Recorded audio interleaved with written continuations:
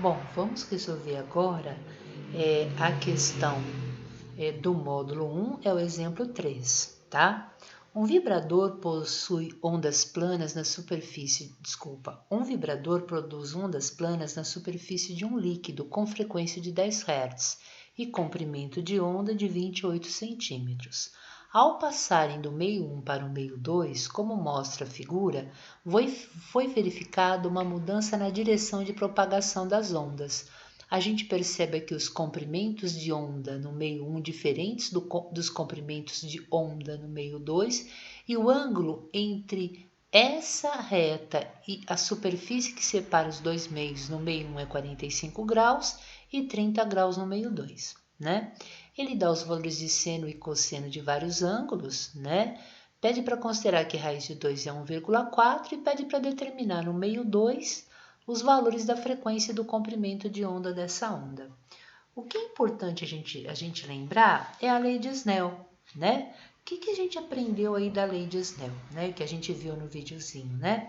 Que a refração ocorre quando uma onda passa de um meio 1 para o meio 2. E aí a lei de Snell, ela define o raio de onda incidente, raio indicado pela direção e sentido de propagação da onda, então tem essa seta indicando o sentido que a onda se movimenta, entre o meio de separação entre o ponto 1 e o ponto 2, entre essa superfície, nós traçamos uma reta perpendicular, que é essa reta pontilhada, chamada de reta normal, que separa, ela é perpendicular em relação à superfície que separa o meio 1 e o meio 2. Então, esse ângulo I1 é medido entre a normal e o raio incidente. Essa onda atravessa para o meio 2, eu tenho um raio refratado, e o ângulo I2 é entre a normal, essa reta pontilhada, e o raio refratado. E a lei de Snell diz a seguinte coisa, né? Seno do ângulo I1 sobre seno do ângulo I2, isso aqui vai ser igual a V1 sobre V2, que é igual. Bom, quem que é V1? V1 é lambda 1 vezes F1. Quem que é V2? V2 a gente sabe que é lambda 2 vezes F2, mas a frequência não muda na refração, nem na reflexão. Então a gente sabe que a frequência da onda no meio 1 é igual à frequência na onda no meio 2. Eu posso cortar esses dois termos e a minha relação fica seno de 1 está para seno de 2, assim como V1 está para V2, assim como lambda 1 está para lambda 2. O grande problema do nosso exercício é essa figura que eu estou construindo aqui, ó. O ângulo que ele dá para nós, que ele fornece, o problema fornece, é o ângulo entre uma superfície de onda, não é um raio, e a superfície que separa o meio 1 do meio 2. Então, o que a gente sabe? Toda superfície de onda forma 90 graus com o raio de onda. Então, o raio de onda é essa reta vermelha, que é parecida com aquela lá, né? É ela que me interessa e esse é o ângulo I1 que eu quero, né? Do mesmo jeito, a superfície de onda que eu tenho aqui no meio 2, se eu traçar uma reta que forma 90 graus com ela, eu tenho um raio refratado, né? Que eu estou chamando de aqui de vermelhinho de R. Então, o que me interessa é esse ângulo I1 e esse ângulo I2, tá bom? Então, o que a gente vai pensar? A gente vai usar um pouquinho de algumas propriedades que nós sabemos de trigonometria, né? Então, a gente sabe aqui, ó, que entre essa reta pontilhada normal e a superfície que separa os meios, o ângulo total é 90 graus. Se aqui embaixo é 45, logo em cima eu vou ter um ângulo de quanto? De 45 graus, né? Mas nós sabemos também que entre a superfície de onda e o raio da onda, que é o vermelhinho que eu estou colocando aqui, isso agora, tudo isso aqui também forma 90 graus. Então, se aqui é 45, o que eu acabo de descobrir? Que o meu I1 vai ser igual a quanto? A 45 graus. Tudo bem? Que é o ângulo que eu preciso. Agora, eu vou fazer a mesma construção na reta de baixo, né? Na superfície de baixo. Bom, o que eu sei? Entre a reta normal, né? Essa reta perpendicular à superfície e a superfície que separa os dois meios, ó, essa região que eu estou enxergando aqui, tudo isso é 90 graus. Logo, se aqui é 30, essa região vai valer o quê? 60 graus, né? que mais que a gente sabe, né? A gente sabe que entre uma superfície de onda, que é o pretinho, e um raio de onda, que é o vermelhinho, deixa eu fechar a figura aqui bonitinho para vocês verem, né? Ó. Então, entre essas duas regiões aqui, ó, eu também vou ter 90 graus. Logo, se aqui é 60, o I2 vai ser igual a quanto? O I2 vai ser igual a 30 graus, né? Bom, por que eu estou fazendo tudo isso com todo esse cuidado, né? Para que vocês entendam como a lei de Snell-Descartes define quem é o I1 e o I2, né?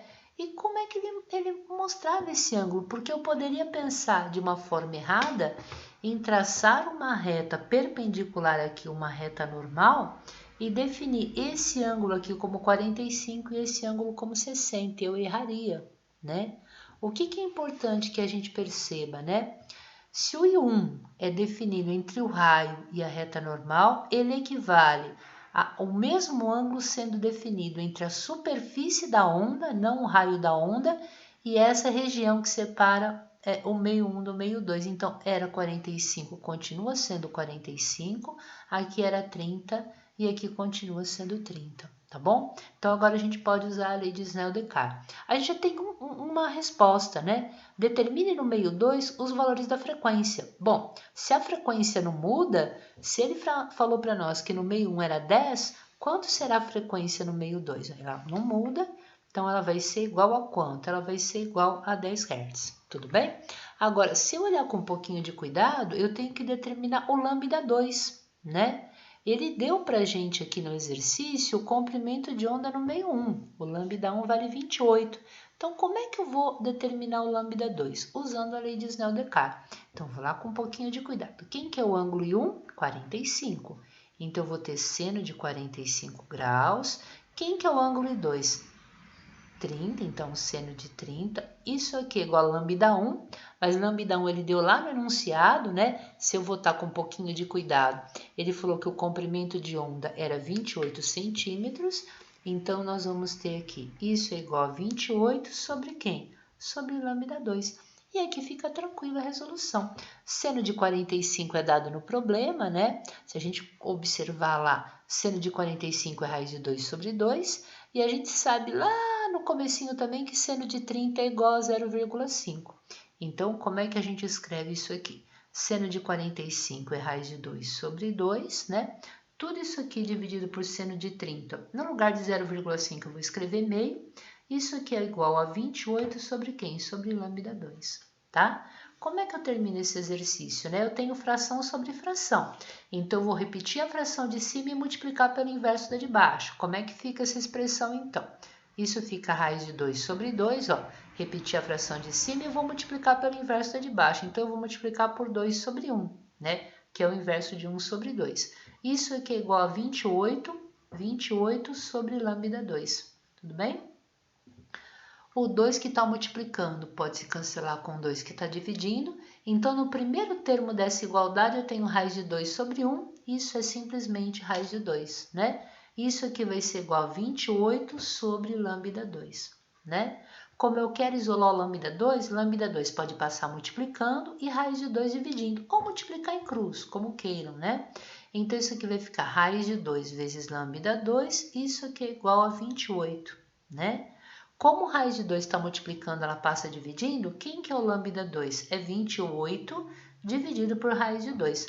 Mas nós sabemos que nós nunca devemos deixar um resultado indicando uma raiz no denominador de uma fração. Então, nós temos que fazer o quê? Racionalizar esse resultado, racionalizar o denominador. Como é que a gente vai fazer isso, né? A gente vai multiplicar por raiz de 2 no numerador e no denominador. E aí nós vamos ter a seguinte sequência de operações, né? Eu vou ter que 28 raiz de 2 e raiz de 2 vezes raiz de 2 dá raiz quadrada de 4. Raiz quadrada de 4 é 2. Então, isso vai ficar 28 raiz de 2 sobre 2, né? Posso simplificar 28 dividido por 2, que dá 14, né? Então, quem que é o nosso lambda 2 aqui, né? Isso aqui é 14 raiz de 2 centímetros. Nós podemos substituir raiz de 2 pelo fato que ele deu que é 1,4, mas eu vou deixar dessa forma mesmo, tá? Não é errado, não, a gente deixar a raiz de 2 indicado. Então, quem que é o comprimento de onda da onda que se propaga para o meio 2? É 14 raiz de 2 centímetros. E com isso, nós terminamos o exercício número 3, tá bom?